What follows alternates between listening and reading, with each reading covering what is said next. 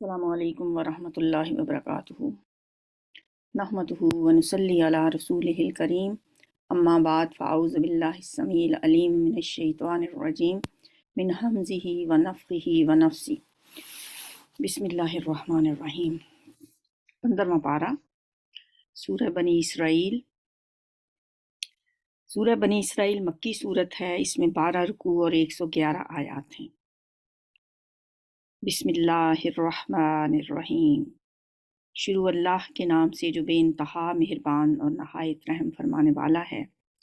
سبحان الذی اسری بعبدہ لیلا من المسجد الحرام الی المسجد الاقصی الذی بارکنا حولہ لنریہ من آیاتنا انہ هو السمیع البصیر۔ پاک ہے وہ ذات جو لے گئی ایک رات اپنے بندے کو مسجد حرام سے دور کی اس مسجد تک جس کے ماحول کو اس نے برکت دی ہے، تاکہ اسے اپنی کچھ نشانیوں کا مشاہدہ کروائے۔ یہ واقعہ معراج ہے جس کا یہاں پہ تذکرہ ہے، اور روایات میں آتا ہے کہ یہ واقعہ ہجرت سے 1 سال پہلے پیش آیا۔ قرآن میں تو اس کا تذکرہ صرف اتنا ہی ہے کہ مسجد حرام یعنی بیت اللہ سے مسجد اقصی بیت المقدس تک حضور صلی اللہ علیہ وآلہ وسلم کو اللہ تعالیٰ لے گیا، اور احادیث میں پھر بیت المقدس سے عالم بالا کی انتہائی بلندی پر پہنچ کر اللہ کے حضور میں آپ کی حاضری کا مفصل ذکر ملتا ہے۔ تقریباً صحابہ سے 25 کے قریب روایات ہمیں اس بارے میں ملتی ہیں۔ ہم نے اس سے پہلے موسیٰ علیہ السلام کو کتاب دی تھی، وَآتَيْنَا مُوسَى الْكِتَابَ وَجَعَلْنَاهُ هُدًى لِبَنِي إِسْرَائِيلَ، اور اسے بنی اسرائیل کے لیے ذریعہ ہدایت بنایا تھا، اس تاکید کے ساتھ کہ میرے سوا کسی کو اپنا وکیل نہ بنانا۔ تم ان لوگوں کی اولاد ہو جنہیں ہم نے نوح علیہ السلام کے ساتھ کشتی پر سوار کیا تھا، اور نوح ایک شکر گزار بندہ تھا۔ پھر ہم نے اپنی کتاب میں بنی اسرائیل کو اس بات پر بھی متنبع کر دیا تھا کہ تم 2 مرتبہ زمین میں فساد عظیم برپا کرو گے اور بڑی سرکشی دکھاؤ گے۔ آخرکار جب ان میں سے پہلی سرکشی کا موقع پیش آیا تو اے بنی اسرائیل، ہم نے تمہارے مقابلے پر اپنے ایسے بندے اٹھائے جو نہایت زور آور تھے، اور وہ تمہارے ملک میں گھس کر ہر طرف پھیل گئے۔ یہ جو ہے اس ہولناک تباہی کا ذکر ہے جو آشوریوں اور اہل بابل کے ہاتھوں بنی اسرائیل پر نازل ہوئی تھی۔ یہ ایک وعدہ تھا جسے پورا ہو کر ہی رہنا تھا۔ اس کے بعد ہم نے تمہیں ان پر غلبے کا موقع دے دیا اور تمہیں مال اور اولاد سے مدد دی، اور تمہاری تعداد پہلے سے بڑھا دی۔ دیکھو، تم نے بھلائی کی تو وہ تمہارے اپنے ہی لیے بھلائی تھی، اور برائی کی تو وہ تمہاری اپنی ذات کے لیے برائی ثابت ہوئی۔ پھر جب دوسرے وعدے کا وقت آیا تو ہم نے دوسرے دشمنوں کو تم پہ مسلط کیا تاکہ وہ تمہارے چہرے بگاڑ دیں اور بیت المقدس میں یعنی مسجد میں اسی طرح گھس جائیں جس طرح پہلے دشمن گھسے تھے، اور جس چیز پر ان کا ہاتھ پڑے اسے تباہ کر کے رکھ دیں۔ اس سے مراد رومی ہیں جنہوں نے بیت المقدس کو بالکل تباہ و برباد کر دیا تھا اور بنی اسرائیل کو مار مار کر فلسطین سے نکال دیا تھا۔ اور اس کے بعد آج 2000 سال سے تقریباً وہ دنیا میں اسی طرح پھر رہے ہیں، اور پھر جا کے انہوں نے یہ ایک اپنا اسرائیل کی ریاست بنائی۔ ہو سکتا ہے کہ اب تمہارا رب تم پر رحم کرے، لیکن اگر تم نے پھر اپنی سابق روش کا اعادہ کیا تو ہم بھی پھر اپنی سزا کا اعادہ کریں گے۔ اور کافر نعمت لوگوں کے لیے ہم نے جہنم کو قید خانہ بنا رکھا ہے۔ وَجَعَلْنَا جَهَنَّمَ لِلْكَافِرِينَ حَصِيرًا إِنَّ هَذَا الْقُرْآنَ يَهْدِي لِلَّتِي هِيَ أَقْوَمُ وَيُبَشِّرُ الْمُؤْمِنِينَ الَّذِينَ يعملون الصالحات ان لهم اجرا کبیرا۔ حقیقت یہ ہے کہ یہ قرآن وہ راہ دکھاتا ہے جو بالکل سیدھی ہے۔ جو لوگ اسے مان کر بھلے کام کرنے لگیں انہیں یہ بشارت دیتا ہے کہ ان کے لیے بڑا اجر ہے، اور جو لوگ آخرت کو نہ مانیں انہیں یہ خبر دیتا ہے کہ ان کے لیے ہم نے دردناک عذاب مہیا کر رکھا ہے۔ وَيَدْعُ الْإِنسَانُ بِالشَّرِّ دُعَاءَهُ بِالْخَيْرِ، انسان شر اس طرح مانگتا ہے جس طرح خیر مانگنی چاہیے۔ انسان بڑا ہی جلد باز واقعہ ہوا ہے، یعنی بعض اوقات انسان بد دعائیں کرنے لگتا ہے، اپنے لیے بھی غصے میں آ کے کبھی اپنے بچوں کے لیے، کبھی اپنے لیے برائی مانگتا ہے، جس طرح اہل مکہ کا یہاں پہ تو ذکر ہو رہا ہے کہ وہ جو بار بار کہتے تھے کہ لے آؤ وہ عذاب جس سے تم ہمیں ڈراتے ہو۔ یہ کہا جا رہا ہے کہ بے وقوفو، خیر مانگنے کی بجائے عذاب مانگتے ہو۔ تمہیں کچھ اندازہ بھی ہے کہ اللہ کا عذاب جس قوم پر آتا ہے اس کی کیا پھر حالت ہوتی ہے؟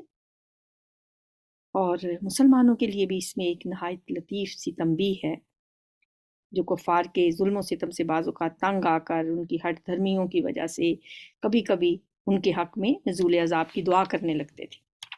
حالانکہ ابھی انہی کفار میں بہت سے وہ لوگ بھی موجود تھے جو آگے چل کے پھر ایمان لانے والے تھے، اور دنیا میں پھر انہی لوگوں نے اسلام کا جھنڈا بلند کیا۔ تم ان کے لیے عذاب مانگ رہے تھے، اور پھر دیکھو اللہ نے ان میں سے کیسے کیسے لوگ نکالے، حضرت خالد بن ولید جیسے۔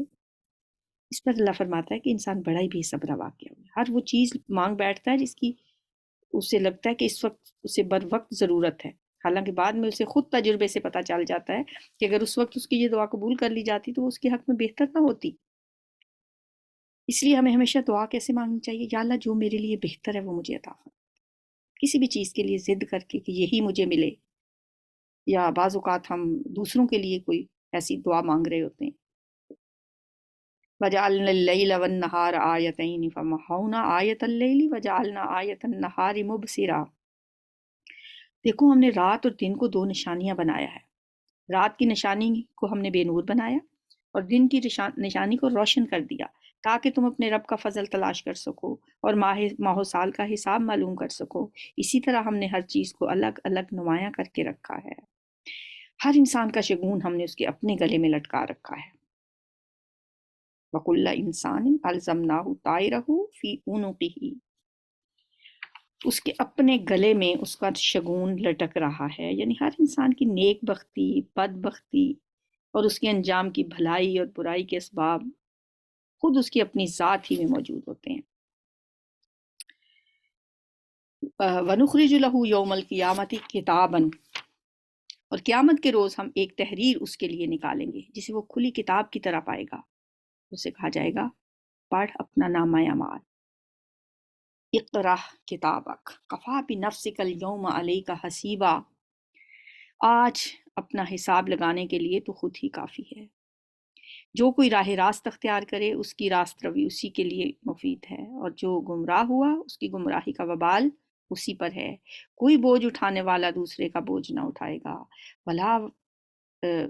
ولا تزر وازرۃ وزر اخری وما كنا معذبین حتی نبعث رسولا، اور ہم عذاب دینے والے نہیں ہیں جب تک لوگوں کو حق و باطل کا فرق سمجھانے کے لیے ایک پیغمبر پیغام پہنچانے والا نہ بھیج دیں۔ یعنی اللہ تعالیٰ بغیر حجت تمام کیے کبھی کسی قوم پہ عذاب نہیں بھیجتا۔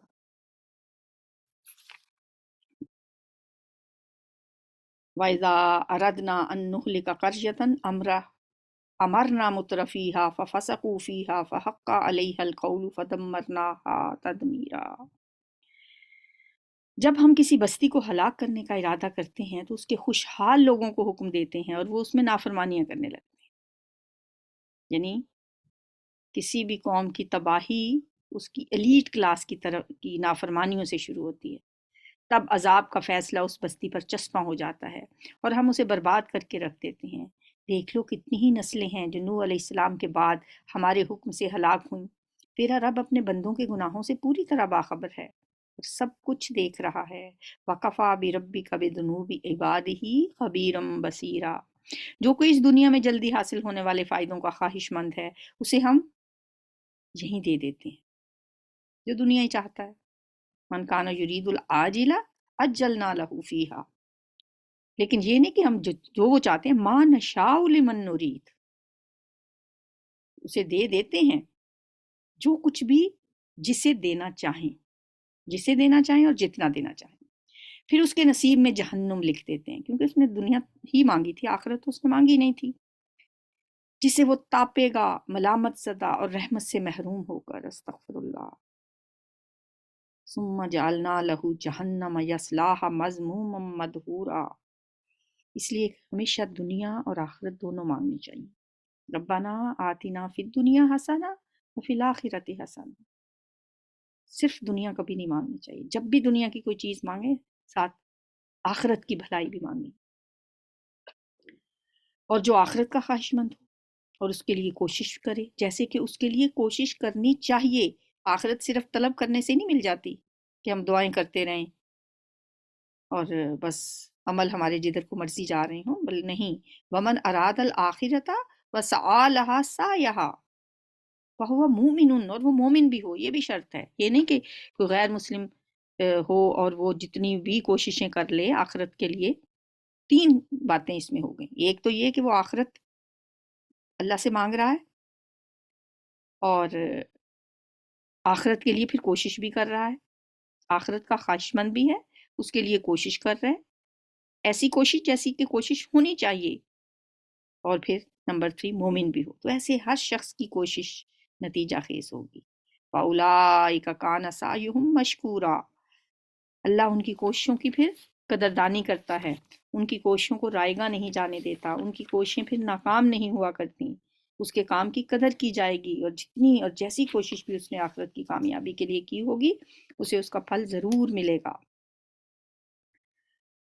ان کو بھی اور ان کو بھی، دونوں فریقوں کو ہم دنیا میں زندگی کا سامان تو دیے جا رہے ہیں، کلن نمد ہاؤلاء و ہاؤلاء، یعنی جو صرف دنیا مانگتا ہے ان کو بھی، جو دونوں مانگتا ہے ان کو بھی ہم دنیا کا سامان تو دیے جا رہے ہیں، یہ تیرے رب کا عطیہ ہے، اور تیرے رب کی عطا کو روکنے والا تو کوئی ہے ہی نہیں، وما کان عطاء ربک محظورا، مگر دیکھ لو دنیا ہی میں ہم نے ایک گروہ کو دوسرے پر کیسی فضیلت دے رکھی ہے،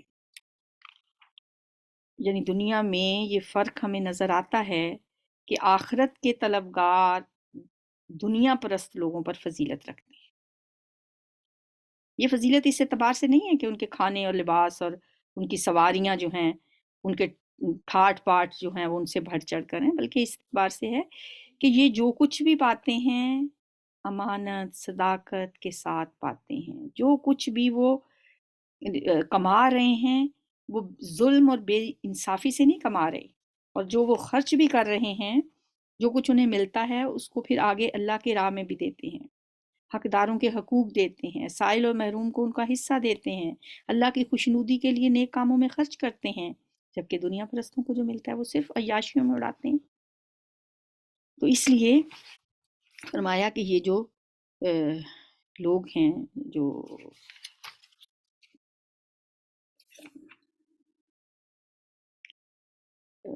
دنیا ہی میں ہم نے ایک دوسرے پہ ان کو فضیلت دی ہے، وَلَلْآخِرَةُ أَكْبَرُ دَرَجَاتٍ وَأَكْبَرُ تفضیلا، اور آخرت میں اس کے درجے اور بھی زیادہ ہیں، یعنی دنیا میں تو ہم نے ان کو دنیا پرستوں پر فضیلت دے ہی رکھی ہے، لیکن آخرت میں بھی ان کے درجے ان سے زیادہ ہوں گے اور اس کی فضیلت اور بھی زیادہ بڑھ چڑھ کر ہوگی۔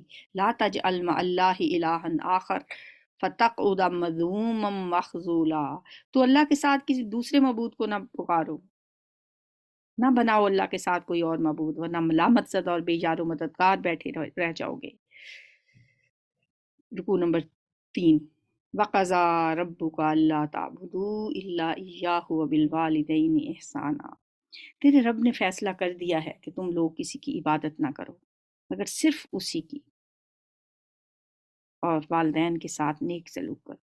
اللہ کی توحید کے فوراً بعد جس چیز کا ذکر ہے وہ ہے والدین کے ساتھ نیک سلوک، وَبِالْوَالِدَيْنِ إِحْسَانًا، اگر تمہارے پاس ان میں سے کوئی ایک یا دونوں بوڑھے ہو کر رہیں تو انہیں اف تک نہ کہو، نہ انہیں جھڑک کر جواب دو، بلکہ ان سے احترام کے ساتھ بات کرو اور نرمی اور رحم کے ساتھ ان کے ساتھ جھک کر رہو، اور دعا کیا کرو کہ اے ہمارے رب ان پر رحم فرما جس طرح انہوں نے رحمت و شفقت کے ساتھ مجھے بچپن میں پالا تھا۔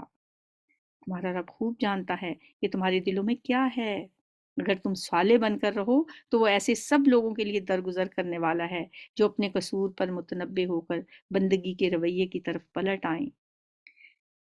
رشتہ دار کو اس کا حق دو، تیسری بات، اور مسکین اور مسافر کو اس کا حق دو، فضول خرچی نہ کرو، فضول خرچ لوگ شیطان کے بھائی ہیں۔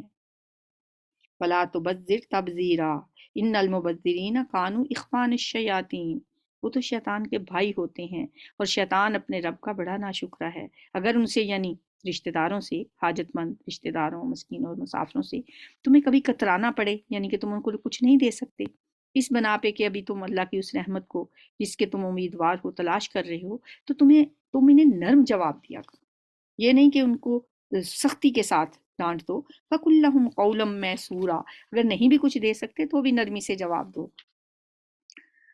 اور نہ تو اپنا ہاتھ گردن سے باندھ کر رکھو، وَلَا تَجْعَلْ يَدَكَ مَغْلُولَةً إِلَىٰ عُنُقِكَ وَلَا تَبْسُطْهَا كُلَّ الْبَسْطِ، اور نہ اسے بالکل ہی کھلا چھوڑ دو کہ ملامت زدہ اور عاجز بن کر بیٹھ جاؤ، یعنی کہ خرچ کرنے میں میانہ روی اختیار کرو، درمیانہ رستہ اختیار کرو۔ اپنا ہاتھ باندھنا ایک استخارہ ہے بخل کے لیے، اور اسے کھلا چھوڑ دینا جو ہے وہ فضول خرچی کے لیے۔ تیرا رب جس کے لیے چاہتا ہے رزق کو شادہ کرتا ہے، اور جس کے لیے چاہتا ہے تنگ کر دیتا ہے، وہ اپنے بندوں کے حال سے باخبر ہے اور انہیں دیکھ رہا ہے۔ وَلَا تَقْتُلُوا أَوْلَادَكُمْ خَشْيَةَ إِمْلَاقٍ، یہ کچھ احکامات جو دیے جا رہے ہیں، ان میں اگلا حکم کیا ہے کہ اپنی اولاد کو بھوک کے ڈر سے قتل نہ کرو، افلاس کے ڈر سے قتل نہ کرو، ہم انہیں بھی رزق دیں گے اور تمہیں بھی۔ دراصل ان کا قتل ایک بڑی خطا ہے۔ یہ جو قتل اولاد ہے، یہ ہر دور میں کسی نہ کسی شکل میں موجود رہا ہے، آج کے دور میں بھی۔ آج کے دور میں بھی جو ابارٹ کرا دیے جاتے ہیں بچے، 4 مہینے کا بچہ جو ابارٹ کیا جاتا ہے، وہ ایک قتل ہے، اور اس کی سزا وہی ہے جو قتل کی سزا ہے، اس پہ دیت بھی ہے، اس پہ اس کی جو اگر کوئی شخص غلام آزاد کر سکتا ہے تو اس کا غلام آزاد کرے، نہیں تو 2 مہینے کے روزے رکھے، اور مانے کہ اس نے یہ قتل کیا ہے۔ یہ ایسا قتل ہے جسے کوئی قتل مانتا بھی نہیں ہے، اور بھوک کے ڈر سے تو ایک اللہ کے ساتھ انسان مقابلے میں آ جاتا ہے نا اللہ کے، کہ میں ان کو کھلاؤں گا کہاں سے، تو گویا رزق کا انتظام انسان نے اپنے ہاتھ میں لے لیا۔ اللہ فرماتے ہیں نحن نرزقہم وایاکم، انہیں تو بھی ہم رزق دیتے ہیں اور تمہیں بھی ہمیں رزق دیتے ہیں۔ ولا تقربوا الزنا انہ کان فاحشہ وساء سبیلا، اور زنا کے قریب بھی نہ پھٹکو، وہ بہت برا فعل ہے اور بڑا ہی برا راستہ ہے۔ اور قتل نفس کا ارتکاب نہ کرو جسے اللہ نے حرام کیا ہے مگر حق کے ساتھ، اور جو شخص مظلومانہ قتل کیا گیا ہو اس کے ولی کو ہم نے قصاص کے مطالبے کا حق عطا کیا ہے، بس چاہیے کہ وہ قتل میں حد سے نہ گزرے۔ قتل میں حد سے گزرنا کیا ہوتا ہے کہ قاتل مطلب جس کو قتل کیا جا رہا ہے اسے جوش انتقام میں عذاب دے دے کر مارنا، یا مارنے کے بعد اس کی لاش پر غصہ نکالنا، یا یہ کہ خون بہا لینے کے بعد پھر قتل کر دینا، یا یہ کہ جس کو قتل کرنا تھا اس کے بجائے اس کے رشتہ داروں کو قتل کرنا، یہ ساری صورتیں حد سے گزرنے والی ہیں، اس کی مدد کی جائے گی۔ انہو کان منصورا، وہ مدد کیا گیا ہے۔ مال یتیم کے پاس نہ پھٹکو مگر احسن طریقے سے، یہاں تک کہ وہ اپنے جوانی کو پہنچ جائے، پھر عہد کی پابندی کرو، بے شک عہد کے بارے میں تمہیں سوال کا جواب دینا پڑے گا، جواب دہی کرنی ہوگی۔ پیمانے سے دو تو پورا بھر کر دو، اور تولو تو ٹھیک ترازو سے تولو، یہ اچھا طریقہ ہے، اور بلحاظ انجام بھی یہی بہتر ہے۔ کسی ایسی چیز کے پیچھے نہ لگو جس کا تمہیں علم نہ ہو، جس چیز کا علم نہ ہو اس کے پیچھے لگنا تو ہم نے لازمی ہوتا ہے۔ ہم تو کرید کرید کے معلوم کرتے ہیں لوگوں کی انفرادی زندگی میں بھی اور اجتماعی زندگی میں بھی کریدتے ہیں کہ کیا ہے، اس لیے فرمایا گمان سے بچو، بدگمانیوں سے بچو، تجسس سے بچو، علم کی پیروی کرو، جس بات کا پتہ ہے بس اس بات تک رہو، جس کا نہیں پتہ اس کے پیچھے نہ لگو، اور یہ چیز انسان کو اذیت بھی دیتی ہے۔ یقیناً آنکھ، کان اور دل سب ہی کے بارے میں سوال کیا جائے گا۔ زمین میں اکڑ کرنا چلو، کیسی اچھی باتیں قرآن ہمیں سکھا رہا ہے نا۔ وَلَا تَمْشِ فِي الْأَرْضِ مَرَحًا، زمین میں اکڑ کر نہ چلو، إِنَّكَ لَن تَخْرِقَ الْأَرْضَ وَلَن تَبْلُغَ الْجِبَالَ طُولًا، نہ تو تم زمین کو پھاڑ سکتے ہو، نہ پہاڑوں کی بلندی کو پہنچ سکتے ہو۔ ان کاموں میں سے ہر ایک کا برا پہلو تیرے رب کے نزدیک ناپسندیدہ ہے۔ کل ذالک کان سیئہ عند ربک مکروہا، یہ وہ حکمت کی باتیں ہیں جو تیرے رب نے تجھ پر وحی کی ہیں، یہ ہیں تیرے رب کی حکمت بھری باتیں۔ اگر ہم ان باتوں پہ عمل کرنے لگ جائیں تو میرا خیال ہے ہمارا معاشرہ جنت نظیر بن جائے۔ یہ ساری باتیں اپنے دلوں میں بٹھا لینی چاہیے۔ ویسے ان میں کوئی بات ایسی نہیں ہے جس کا ہمیں پہلے پتہ نہ ہو، لیکن ڈائریکٹ قرآن سے اب ہم پڑھ رہے ہیں نا کہ یہ میرے رب کا حکم ہے۔ یہ تو پہلے بھی ہمیں پتہ ہے کہ ناپ تول میں کمی نہیں کرنی چاہیے، لیکن اب ہم قرآن سے پڑھ رہے ہیں۔ وہ حق الیقین ہوتا ہے انسان کو اپنے رب کا کلام پڑھ کے، اپنے رب کی باتیں پڑھ کے، اور دیکھ اللہ کے ساتھ کسی کو دوسرا معبود نہ بنانا۔ بات جہاں سے شروع کی تھی آخر میں پھر وہی بات۔ شروع میں بھی کہا وَقَضَىٰ رَبُّكَ أَلَّا تَعْبُدُوا إِلَّا إِيَّاهُ وَقَضَىٰ رَبُّكَ لَا تَعْبُدُوا إِلَّا إِيَّاهُ، اور آخر میں بھی کیا کہا جا رہا ہے؟ وَلَا تَجْعَلْ مَعَ اللَّهِ إِلَٰهًا آخَرَ فَتُلْقَىٰ فِي جَهَنَّمَ مَلُومًا مَدْحُورًا، اللہ کے ساتھ کوئی دوسرا معبود نہ بنانا ورنہ تو جہنم میں ڈال دیا جائے گا ملامت زدہ اور ہر بھلائی سے محروم ہو کر۔ کیسی عجیب بات ہے کہ تمہارے رب نے تو تمہیں تو بیٹوں سے نوازا اور خود اپنے لیے ملائکہ کو بیٹیاں بنا لیا۔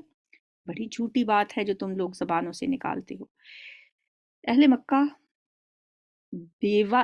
دیوتا بناتے تھے، لیکن دیوتا ان کے کم ہوتے تھے، دیویاں زیادہ ہوتی تھیں، اور فرشتوں کو بھی بیٹیاں ہی کہتے تھے وہ اللہ کی، یہ اللہ کی بیٹیاں ہیں، نعوذ باللہ استغفر اللہ۔ میں بڑی جھوٹی بات ہے جو تم کہتے ہو، بہت بڑی بات ہے۔ انکم لتقولون قولا عظیما،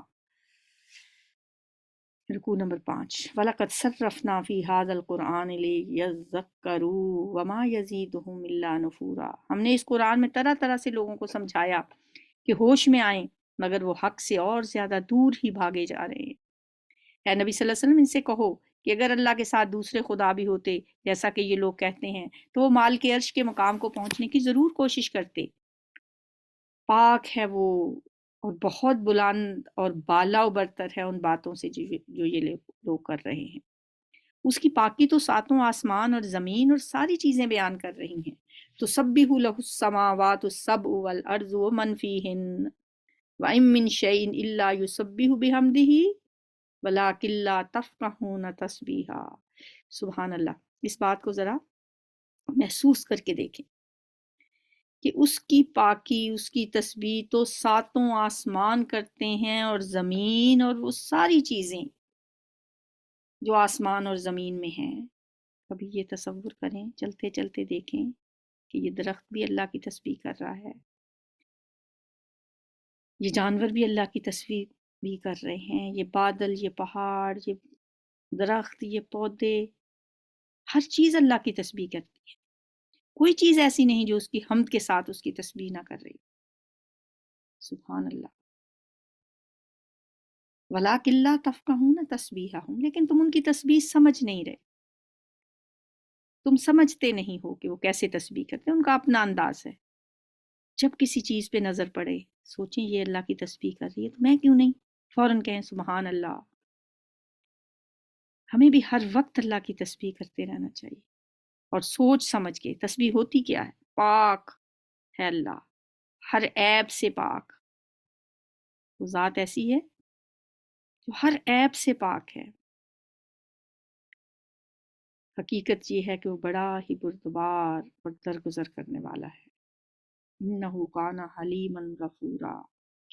وَإِذَا قَرَأْتَ الْقُرْآنَ جَعَلْنَا بَيْنَكَ وَبَيْنَ الَّذِينَ لَا يُؤْمِنُونَ بِالْآخِرَةِ حِجَابًا مَسْتُورًا، جب تم قرآن پڑھتے ہو تو ہم تمہارے اور آخرت پر ایمان نہ لانے والوں کے درمیان ایک پردہ حائل کر دیتے ہیں، اور ان کے دلوں پر ایسا غلاف چڑھا دیتے ہیں کہ وہ کچھ نہیں سمجھتے، اور ان کے کانوں میں گرانی پیدا کر دیتے ہیں۔ گرانی کیا ہوتی ہے؟ بہرا پن، یعنی ان کے درمیان جو نہیں ماننے والے اور آپ کے درمیان ایک ہم پردہ حائل کر دیتے ہیں، یعنی ان کے دل بھی، ان کے کان بھی اس دعوت کے لیے بند ہو جاتے ہیں۔ جو دعوت قرآن پیش کرتا ہے، اور وہ بات ان تک پہنچ نہیں پاتی۔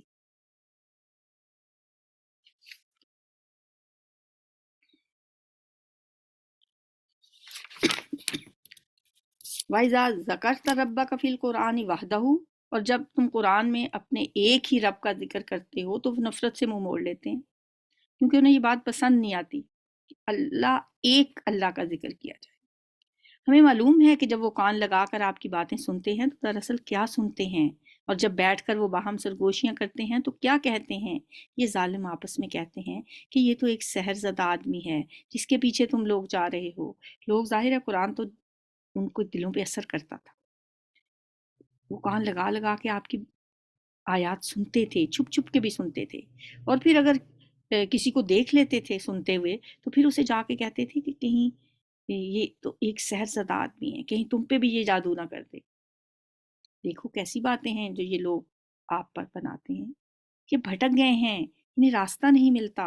انظر کیف ضربوا لک الامثال فضلوا فلا یستطیعون سبیلا۔ وہ کہتے ہیں جب ہم صرف ہڈیاں اور خاک ہو کر رہ جائیں گے تو کیا ہم نئے سرے سے پیدا کیے جائیں گے؟ اذا کنا عظاما ورفاتا ائنا لمبعوثون خلقا جدیدا۔ ان سے کہو تم پتھر یا لوہا بھی ہو جاؤ، یا اس سے بھی زیادہ سخت کوئی چیز جو تمہارے ذہن میں قبول حیات سے بعید تر ہو یا زیادہ مشکل ہو، پھر بھی تم اٹھ کر رہو گے۔ وہ ضرور پوچھیں گے کون ہے وہ جو ہمیں پھر زندگی کی طرف پلٹا کر لائے گا؟ جواب میں کہو وہی جس نے پہلی بار تمہیں پیدا کیا۔ وہ سر ہلا ہلا کر پوچھیں گے اچھا تو یہ ہوگا کب؟ تم کہو کیا عجب کہ وہ وقت قریب ہی آ لگا ہو۔ قل عسیٰ ان یکون قریبا، ہو سکتا ہے کہ اس میں زیادہ وقت نہ ہی ہو، وہ قریب ہی آ لگا ہو۔ جس روز وہ تمہیں پکارے گا تو تم اس کی حمد کرتے ہوئے اس کی پکار کے جواب میں نکل آؤ گے، اور تمہارا گمان اس وقت یہ ہوگا کہ ہم بس تھوڑی ہی دیر اس حالت میں پڑے رہے ہیں۔ اور اے نبی صلی اللہ علیہ وآلہ وسلم، میرے بندوں سے کہہ دو کہ زبان سے وہ بات نکالا کریں جو بہترین ہو۔ وَقُلْ لِعِبَادِي يَقُولُوا الَّتِي هِيَ أَحْسَنُ، یا پھر عبادی کا لفظ ہے، اللہ نے اپنے ساتھ اپنے بندوں کو نسبت دی ہے کہ میرے بندوں کو بتا دو کہ آسن بات کیا کریں۔ پیچھے تو تھا نا حسنا، اچھی بات، یہاں آسن سب سے بہترین۔ اچھی ایک ہوتی ہے سب سے اچھی، آسن سپرلیٹو ڈگری ہے۔ جب بھی بات کریں سوچ کے بولیں، سمجھ کے بولیں، اور وہ بات کریں جو بہترین ہو، کیونکہ باتوں کے اثرات دیر تک قائم رہتے ہیں۔ سوچ سمجھ کے بولیں، بہترین بات کریں۔ آگے وجہ بھی بتا دی کہ کس وجہ سے انسان بہترین سے رہ جاتا ہے، کس وجہ سے انسان احسن بات کرنے کے درجے سے پیچھے رہتا ہے۔ دراصل یہ شیطان ہے، ان الشیطان ینزغ بینہم ان الشیطان کان للانسان عدوا مبینا۔ یہ شیطان ہے جو انسانوں کے درمیان فساد ڈلوانے کی کوشش کرتا ہے۔ حقیقت یہ ہے کہ شیطان انسانوں کا کھلا دشمن ہے۔ تمہارا رب تمہارے حال سے خوب واقف ہے۔ ربکم عالم بکم ان یشاء یرحمکم او ان یشاء یعذبکم، وہ چاہے تو تم پہ رحم کرے اور چاہے تو تمہیں عذاب دے دے۔ اور اے نبی صلی اللہ علیہ وسلم، ہم نے آپ کو لوگوں پر حوالہ دار بنا کر نہیں بھیجا ہے۔ تیرا رب زمین اور آسمان کی مخلوقات کو زیادہ جانتا ہے۔ ہم نے بعض پیغمبروں کو بعض سے بڑھ کر مرتبے دیے، اور ہم نے ہی داؤد علیہ السلام کو زبور عطا کی تھی۔ ان سے کہو پکار دیکھو ان معبودوں کو جن کو تم اللہ کے سوا اپنا کارساز سمجھتے ہو، وہ کسی تکلیف کو تم سے نہ ہٹا سکتے ہیں نہ بدل سکتے ہیں۔ جن کو یہ لوگ پکارتے ہیں وہ تو خود اپنے رب کے حضور رسائی حاصل کرنے کا وسیلہ تلاش کر رہے ہیں کہ کون اس سے قریب تر ہو جائے، اور وہ اس کی رحمت کے امیدوار اور اس کے عذاب سے خوف زدہ ہیں۔ حقیقت یہ ہے کہ تیرے رب کا عذاب ہے ہی ڈرنے کے لائق۔ ان عذاب ربک کان محذورا وَإِن مِّن قَرْيَةٍ إِلَّا نَحْنُ مُهْلِكُوهَا قَبْلَ يَوْمِ الْقِيَامَةِ أَوْ مُعَذِّبُوهَا عَذَابًا شَدِيدًا كَانَ ذَلِكَ فِي الْكِتَابِ مَسْطُورًا۔ اور کوئی ایسی بستی نہیں ہے جسے ہم قیامت سے پہلے ہلاک نہ کریں یا سخت عذاب نہ دیں، یہ تقدیر الہی میں لکھا ہوا ہے۔ اور ہم کو نشانیاں بھیجنے سے نہیں روکا مگر اس بات نے کہ ان سے پہلے کے لوگ ان کو جھٹلا چکے ہیں۔ یعنی یہ نشانیاں مانگتے ہیں تو ہم انہیں نشانیاں دکھا دیں، لیکن ہمیں پتہ ہے کہ پچھلے لوگوں کو جن کو نشانیاں دی گئی تھیں تو انہوں نے تو پھر بھی جھٹلایا۔ چنانچہ دیکھ لو، سمود کو ہم نے اعلانیہ اونٹنی لا کر دی اور انہوں نے اس پر ظلم کیا۔ ہم نشانیاں اسی لیے تو بھیجتے ہیں کہ لوگوں نے دیکھ کر ڈریں۔ یاد کرو اے نبی صلی اللہ علیہ وسلم، ہم نے آپ سے کہہ دیا تھا کہ تیرے رب نے ان لوگوں کو گھیر رکھا ہے، اور یہ جو کچھ ابھی ہم نے تمہیں دکھایا ہے، اس کو اور اس درخت کو جس پر قرآن میں لعنت کی گئی ہے، ہم نے ان لوگوں کے لیے بس ایک فتنہ بنا کر رکھ دیا ہے۔ یعنی یہ جو واقعہ معراج ہے، یہ بھی اور وہ درخت جو تھور کا درخت ہے، یہ ان لوگوں کے لیے ایک آزمائش بن گئی ہیں یہ باتیں۔ یعنی ہم نے ان کی بھلائی کے لیے ہم آپ کو معراج کے مشاہدات کروائے، تاکہ آپ جیسے صادق و امین انسان کے ذریعے سے ان لوگوں کو حقیقت کا علم حاصل ہو اور یہ جان کر راہ راست پر آ جائیں۔ مگر ان لوگوں نے تو الٹا اس پر آپ کا مذاق اڑایا، یعنی یہ بات ان کے لیے ایک آزمائش بن گئی، ایک فتنہ بن گئی۔ ہم نے آپ کے ذریعے سے ان کو بتایا کہ یہاں کی حرام خوریاں آخر کار تمہیں زقوم کا درخت کھانے پہ مجبور کریں گی جہنم میں۔ اس پہ بھی انہوں نے مذاق اڑایا، کہنے لگے ذرا اس شخص کو تو دیکھو، ایک طرف کہتا ہے کہ دوزخ میں آگ بھڑک رہی ہوگی اور دوسری طرف کہتا ہے کہ وہاں پہ درخت اگیں گے۔ یہ کیسی باتیں یہ کرتا ہے؟ مطلب یہ چیز ان کے لیے ایک آزمائش بن گئی، ایک فتنہ بن گئی۔ وَالشَّجَرَةَ الْمَلْعُونَةَ فِي الْقُرْآنِ وَنُخَوِّفُهُمْ فَمَا يَزِيدُهُمْ إِلَّا طُغْيَانًا كَبِيرًا۔ ہم نے ان لوگوں کے لیے اس بات کو بس ایک فتنہ بنا کر رکھ دیا، ہم انہیں تنبیہ پر تنبیہ کیے جا رہے ہیں، مگر ہر تنبیہ ان کی سرکشی میں اضافہ ہی کرتی ہے۔ رکوع نمبر 7۔ وَإِذْ قُلْنَا لِلْمَلَائِكَةِ اسْجُدُوا لِآدَمَ فَسَجَدُوا إِلَّا إِبْلِيسَ قَالَ أَأَسْجُدُ لِمَنْ خَلَقْتَ طِينًا۔ اور یاد کرو جب ہم نے ملائکہ سے کہا کہ آدم کو سجدہ کرو تو سب نے سجدہ کیا مگر ابلیس نے نہ کیا۔ اس نے کہا کیا میں اس کو سجدہ کروں جسے تو نے مٹی سے بنایا ہے؟ پھر وہ بولا دیکھ تو صحیح، کیا یہ اس قابل تھا کہ تو نے اسے مجھ پہ فضیلت دی؟ اگر تو مجھے قیامت کے دن تک مہلت دے تو میں اس کی پوری نسل کو برباد کر ڈالوں گا، بس تھوڑے ہی لوگ مجھ سے بچ سکیں گے۔ اللہ نے فرمایا اچھا تو جا، ان میں سے جو بھی تیری پیروی کریں گے تجھ سمیت ان سب کے لیے جہنم ہی بھرپور جزا ہے۔ تو جس جس کو اپنی دعوت سے پھسلا سکتا ہے پھسلا لے، ان پر اپنے سوار اور پیادے چڑھا لا، مال اور اولاد میں ان کے ساتھ ساجا لگا اور ان کو وعدوں کے جال میں پھانس، اور شیطان کے وعدے ایک دھوکے کے سوا کچھ بھی نہیں ہوتے۔ وما یعدہم الشیطان الا غرورا، یقیناً میرے بندوں پر تجھے کوئی اقتدار حاصل نہ ہوگا۔ ان عبادی لیس لک علیہم سلطان وکفی بربک وکیلا، اور توکل کے لیے تیرا رب ہی کافی ہے۔ ربکم الذی یزجی لکم الفلک فی البحر لتبتغوا من فضلہ، تمہارا حقیقی رب تو وہ ہے جو سمندر میں تمہاری کشتی چلاتا ہے تاکہ تم اس کا فضل تلاش کرو۔ حقیقت یہ ہے کہ وہ تمہارے حال پر نہایت مہربان ہے۔ جب سمندر میں تم پر مصیبت آتی ہے تو اس ایک کے سوا دوسرے جن جن کو تم پکارا کرتے ہو وہ سب گم ہو جاتے ہیں، مگر جب وہ تمہیں بچا کر خشکی پر پہنچا دیتا ہے تو تم اس سے منہ موڑ جاتے ہو۔ انسان واقعی بڑا ناشکرا ہے۔ وَكَانَ الْإِنسَانُ كَفُورًا أَفَأَمِنْتُم مَّن يَخْسِفَ بِكُمْ جَانِبَ الْبَرِّ۔ اچھا تو کیا تم اس بات سے بالکل بے خوف ہو کہ خدا کی کبھی خشکی پر ہی تمہیں زمین میں دھنسا دے، یا پھر تم پر پتھراؤ کرنے والی آندھی بھیج دے اور تمہیں اس سے بچانے والا کوئی حمایتی نہ ملے؟ اور کیا تمہیں اس بات کا اندیشہ نہیں کہ اللہ پھر کسی وقت سمندر میں تمہیں لے جائے اور تمہاری ناشکری کے بدلے تم پر سخت طوفانی ہوا بھیج کر تمہیں غرق کر دے؟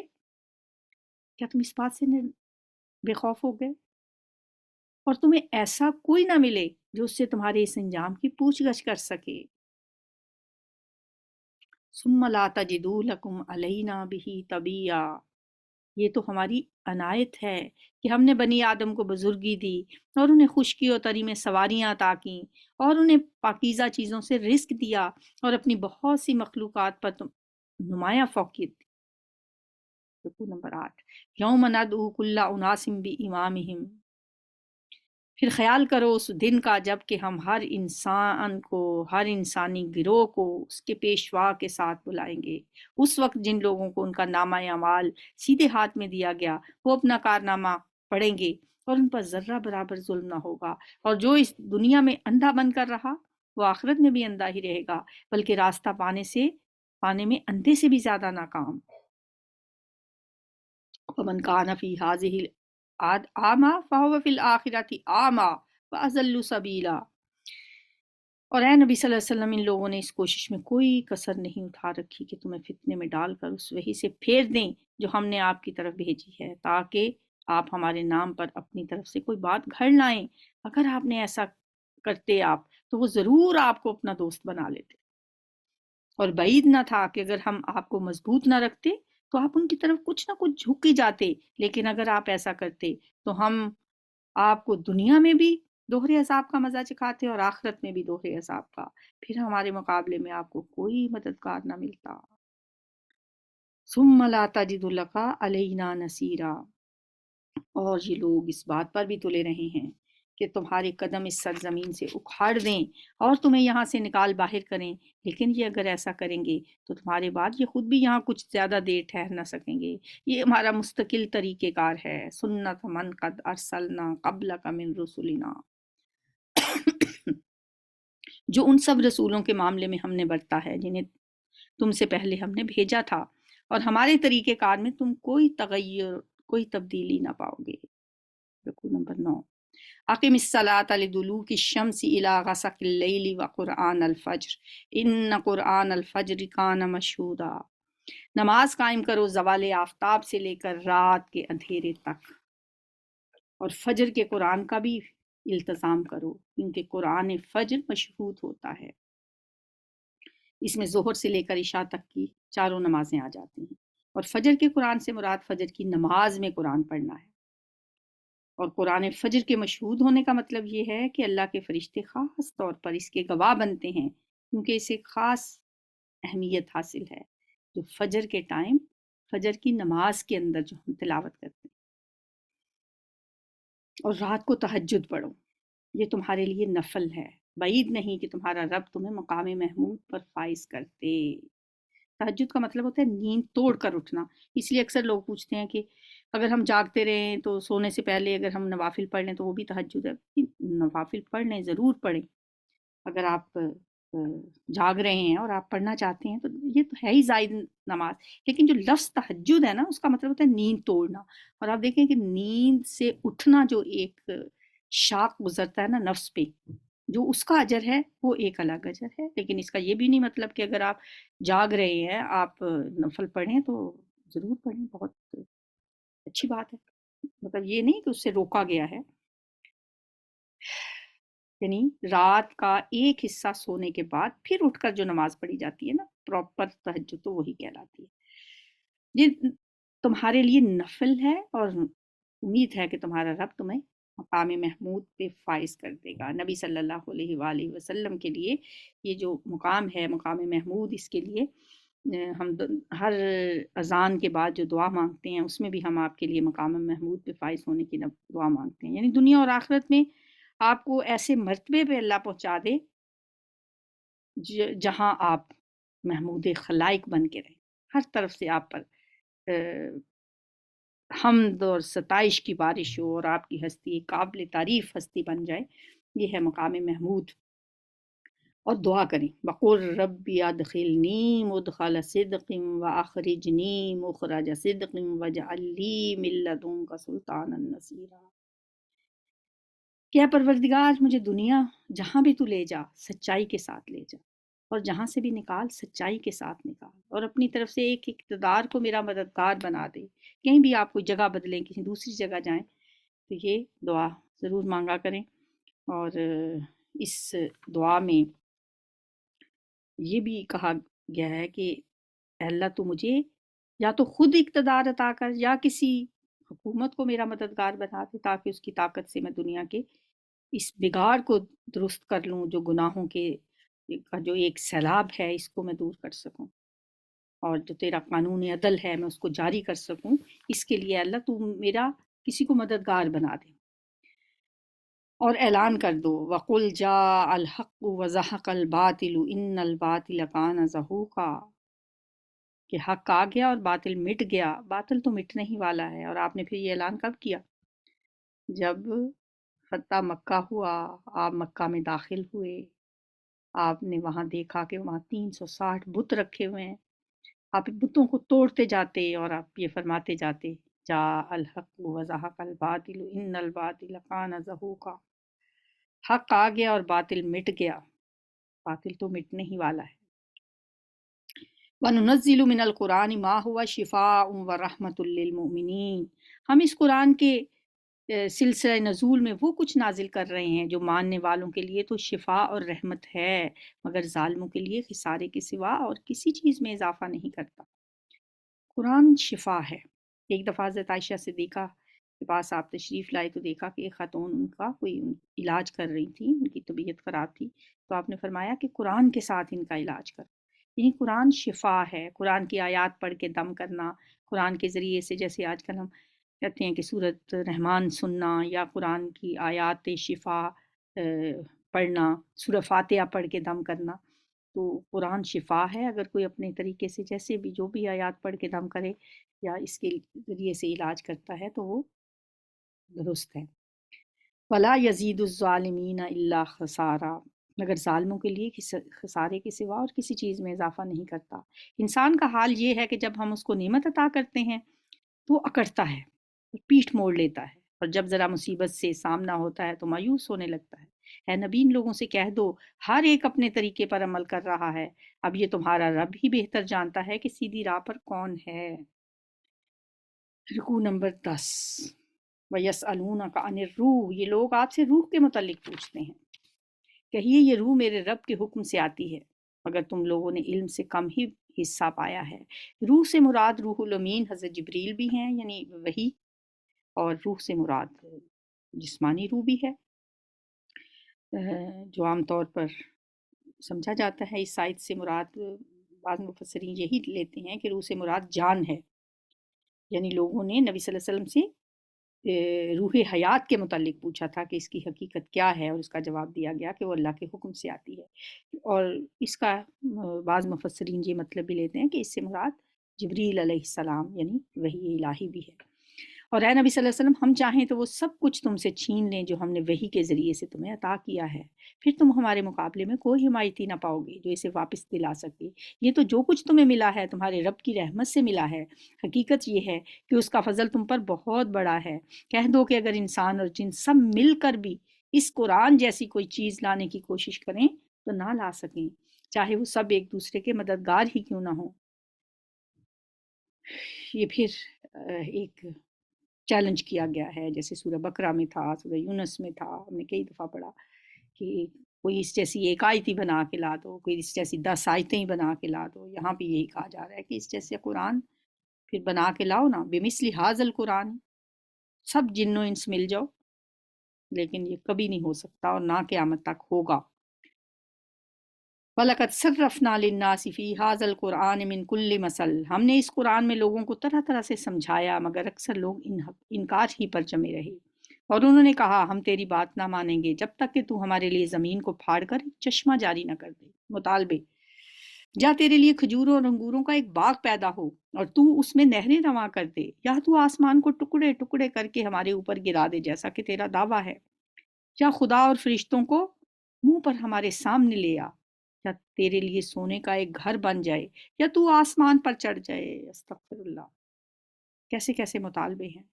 اور تیرے چڑھنے کا بھی ہم یقین نہ کریں گے جب تک کہ تو ہمارے اوپر ایک ایسی تحریر نہ اتار لائے جسے ہم پڑھیں۔ اے نبی صلی اللہ علیہ وسلم، ان سے کہو سبحان اللہ۔ جتنے بھی یہ مطالبے کر رہے ہیں ان کو سبحان ربی ہل کنت الا بشر رسولا، پاک ہے میرا رب، پاک ہے میرا پروردگار، کیا میں ایک پیغام لانے والے انسان کے سوا کچھ اور بھی ہوں؟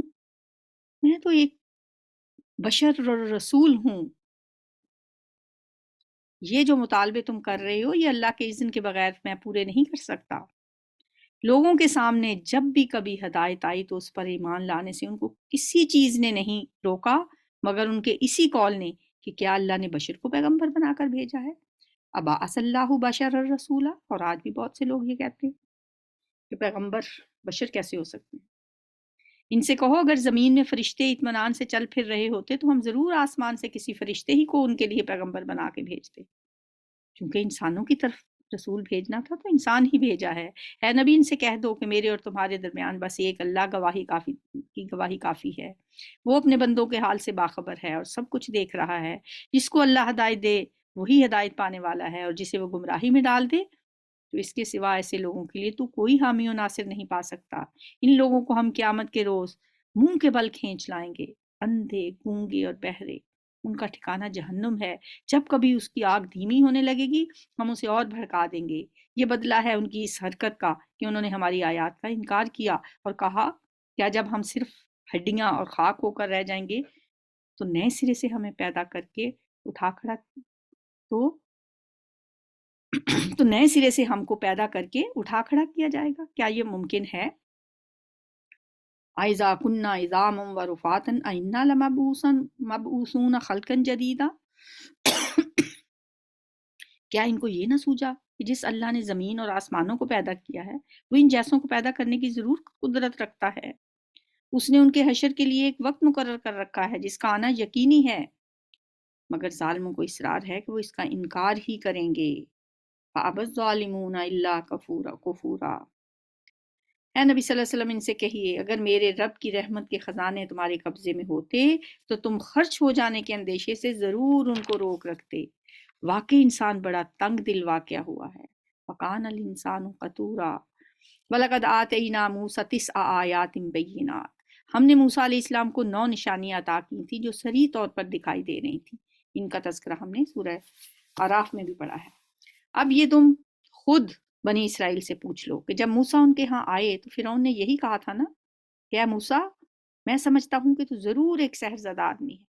موسیٰ نے اس کے جواب میں کہا تو خوب جانتا ہے کہ یہ بصیرت افروز نشانیاں زمین اور آسمانوں کے رب کے سوا کسی نے نازل نہیں کی ہیں۔ یعنی کہ یہ جو نشانیاں میں تمہیں دکھا رہا ہوں یہ نشانیاں بھی بتا رہی ہیں کہ یہ کسی جادوگر کا کمال نہیں ہے کہ پورے ملک میں کال پڑ جانا یا لاکھوں مربع میل زمین پر پھیلے ہوئے علاقے میں مینڈکوں کا ایک بلا کی طرح نکلنا یا تمام ملک کے غلے کے گوداموں میں گھن لگ جانا اور ایسی دوسری جو باتیں تھیں یہ جادو گھر کے جادو نہیں ہو سکتے۔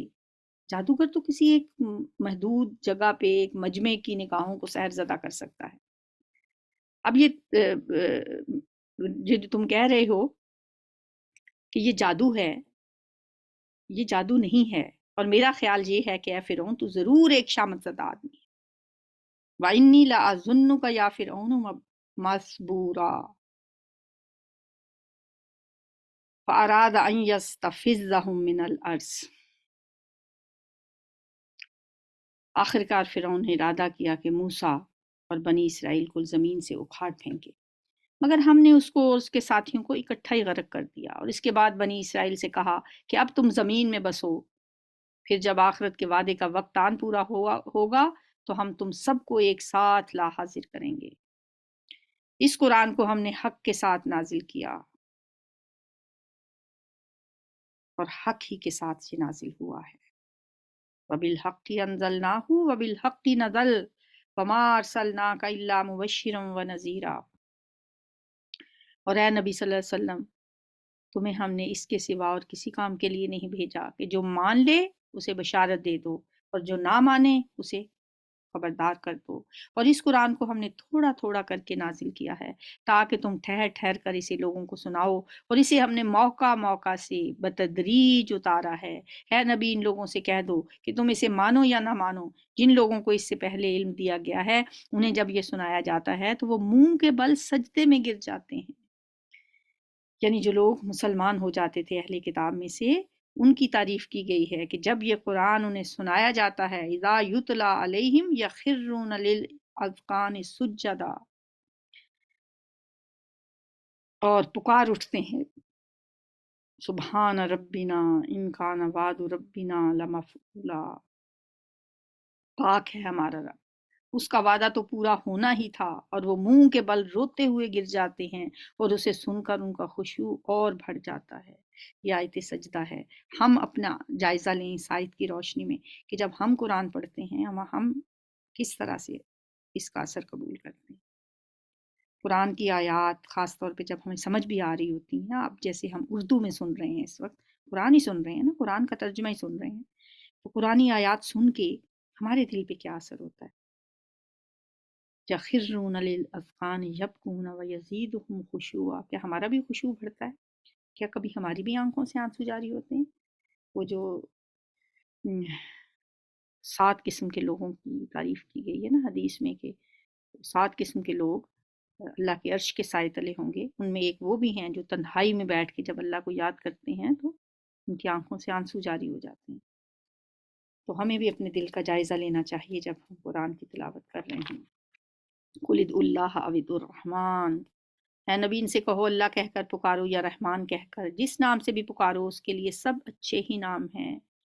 और अपनी नमाज ना बहुत ज़्यादा बुलंद आवाज़ से पढ़ो और ना बहुत पस्त आवाज़ से, इन दोनों के दरमियान औस दर्जे का लहजा अख्तियार करो और कहो अल्हम्दुलिल्लाह, अल्हम्दुलिल्लाहिल्लज़ी लम यत्तखिज़ वलदन व लम यकुल लहू शरीकुन फिल मुल्कि व लम यकुल लहू वलिय्युम मिनज़-ज़ुल्ल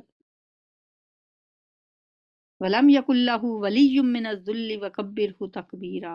तारीफ है उस अल्लाह की जिसने ना किसी को बेटा बनाया, ना कोई बादशाही में उसका शरीक है और ना वो आजिज़ है कि कोई उसका मददगार हो, और उसकी बड़ाई बयान करो कमाल दर्जे की। वकब्बिरहु तकबीरा। सुब्हानकल्लाहुम्मा व बिहम्दिका नशहदु अन ला इलाहा इल्ला अंता नस्तगफिरुका व नतूबु इलैक।